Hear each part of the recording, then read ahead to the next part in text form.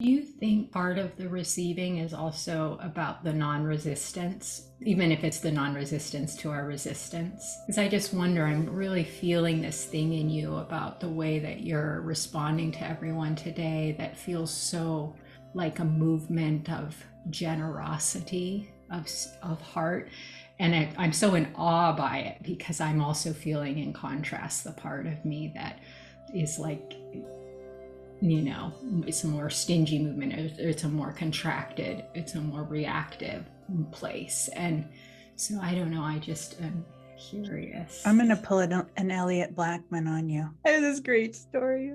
I was early in my training, in my practice, and I called him with a litany of things that need to be solved. He said something that had nothing to do with any of that, and it was just the right thing. And I think what I felt was there's a place in me when it's like this fine attunement to the still point that I was feeling with this woman yesterday, and it's this staying with that, just touching that and staying with that as though it opens the circuit of incoming and outgoing. And I just do that. This is for me. And then it allows me to be with you and receive what's coming through. Noticing my body right now, almost like exaggerating this, attending to this current experience of connection. So the knowing how less work it is than we ever think. So if we're thinking about it, it's gonna be all really hard.